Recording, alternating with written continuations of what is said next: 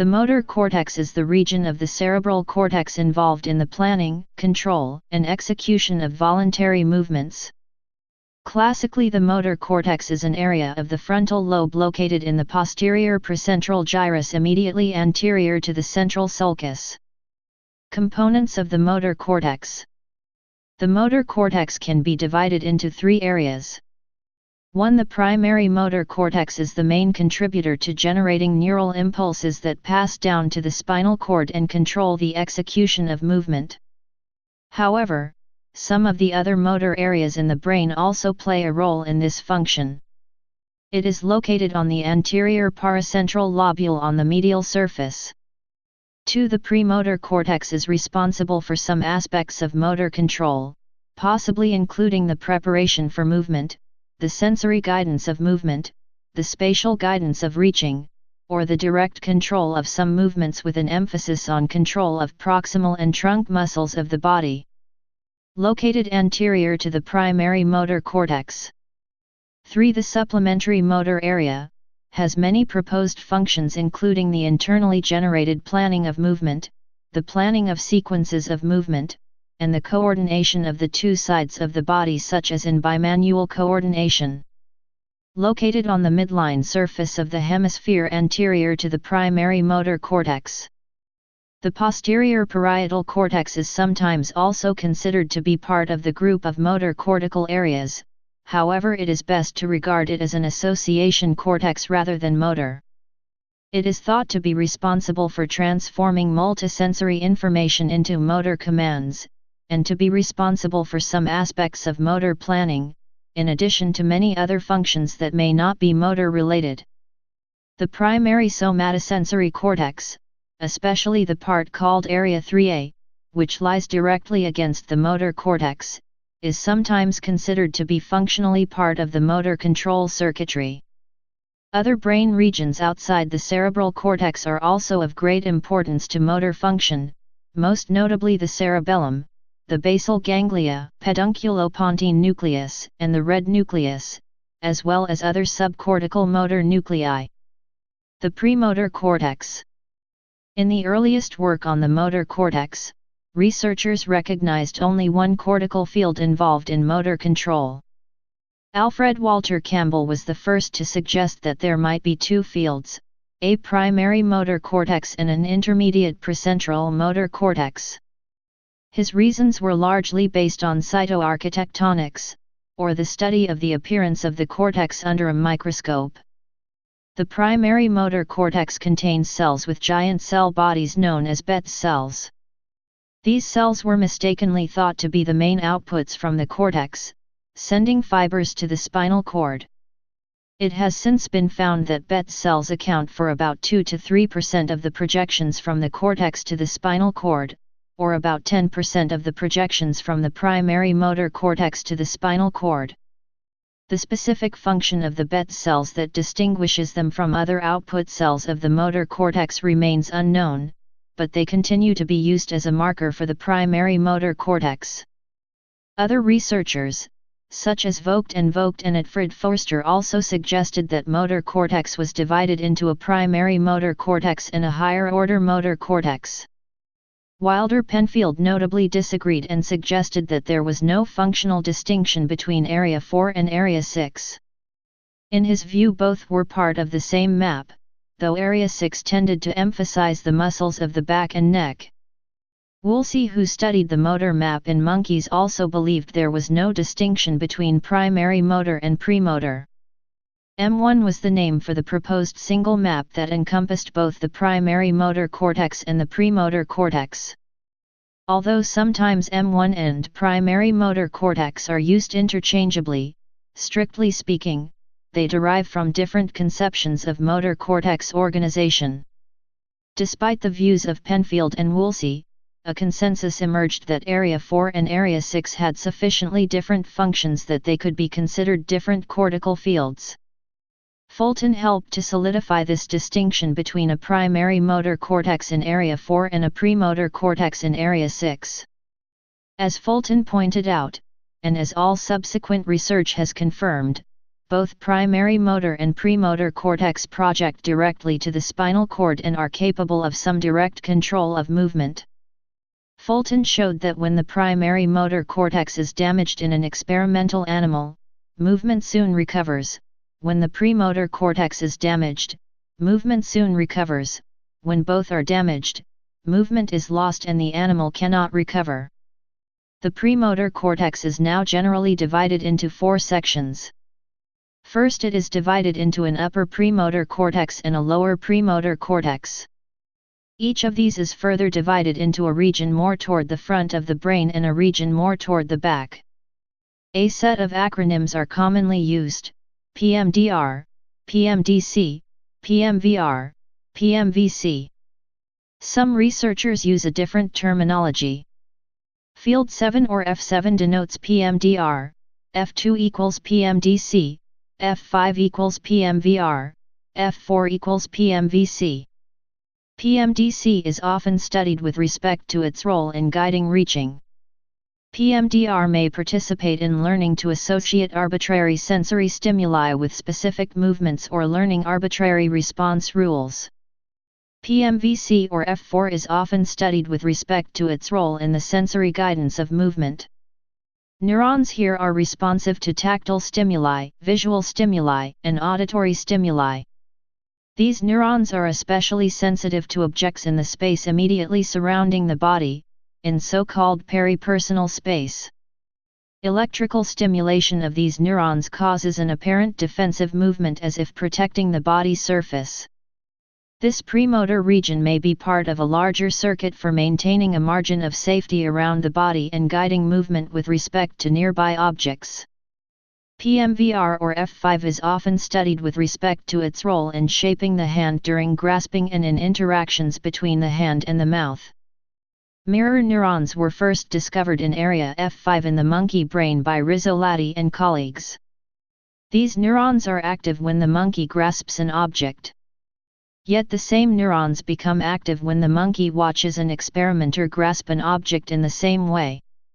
The neurons are therefore both sensory and motor. Mirror neurons are proposed to be a basis for understanding the actions of others by internally imitating the actions using one's own motor control circuits. The supplementary motor cortex.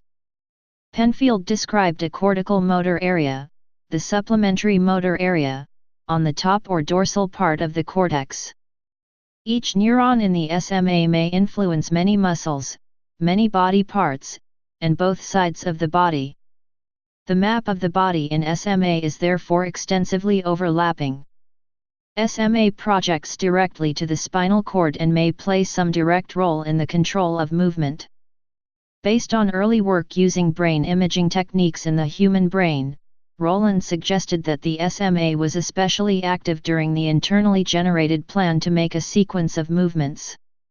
In the monkey brain, neurons in the SMA are active in association with specific learned sequences of movement. Others have suggested that, because the SMA appears to control movement bilaterally, it may play a role in intermanual coordination. Yet others have suggested that, because of the direct projection of SMA to the spinal cord and because of its activity during simple movements, it may play a direct role in motor control rather than solely a high-level role in planning sequences. On the basis of the movements evoked during electrical stimulation, it has been suggested that the SMA may have evolved in primates as a specialist in the part of the motor repertoire involving climbing and other complex locomotion. Based on the pattern of projections to the spinal cord, it has been suggested that another set of motor areas may lie next to the supplementary motor area, on the medial wall of the hemisphere. These medial areas are termed the cingulate motor areas. Their functions are not yet understood. History. In 1870, Eduard Hitzig and Gustav Fritsch demonstrated that electrical stimulation of certain parts of the dog brain resulted in muscular contraction on the opposite side of the body.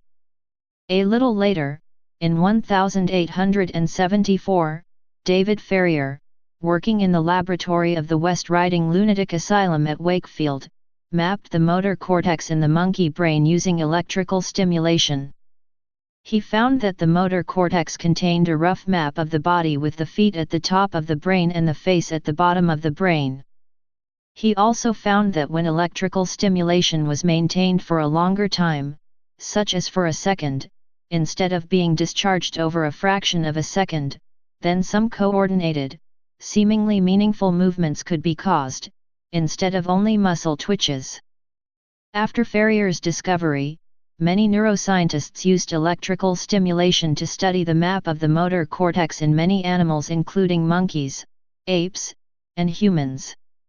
One of the first detailed maps of the human motor cortex was described in 1905 by Campbell. He did autopsies on the brains of amputees. A person who had lost an arm would over time apparently lose some of the neuronal mass in the part of the motor cortex that normally controls the arm. Likewise, a person who had lost a leg would show degeneration in the leg part of motor cortex. In this way the motor map could be established. In the period between 1919 and 1936 others mapped the motor cortex in detail using electrical stimulation, including the husband and wife team Vogt and Vogt, and the neurosurgeon Forster.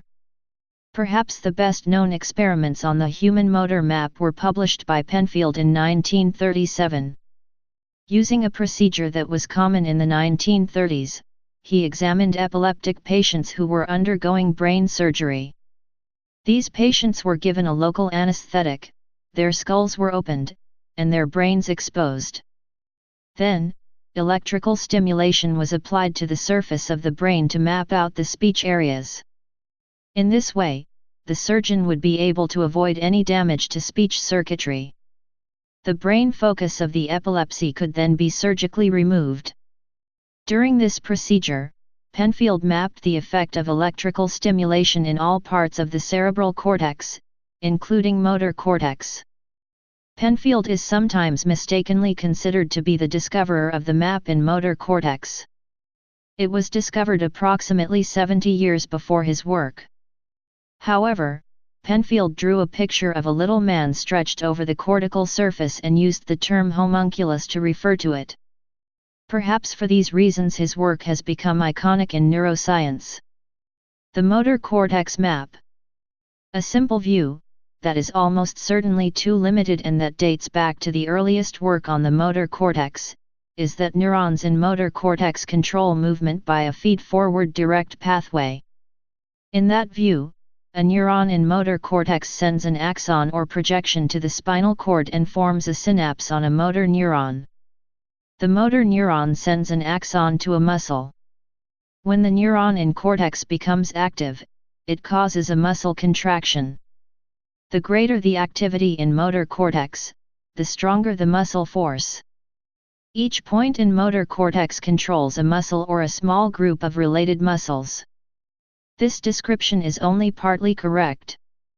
Most neurons in the motor cortex that project to the spinal cord synapse on interneuron circuitry in the spinal cord, not directly onto motor neurons.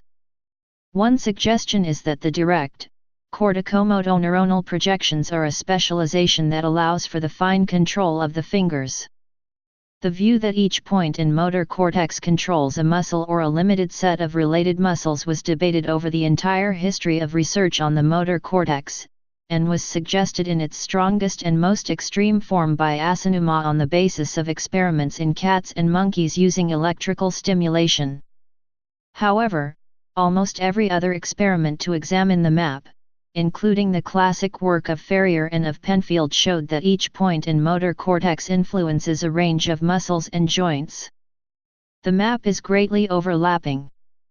The overlap in the map is generally greater in the premotor cortex and supplementary motor cortex, but even the map in the primary motor cortex controls muscles in an extensively overlapped manner.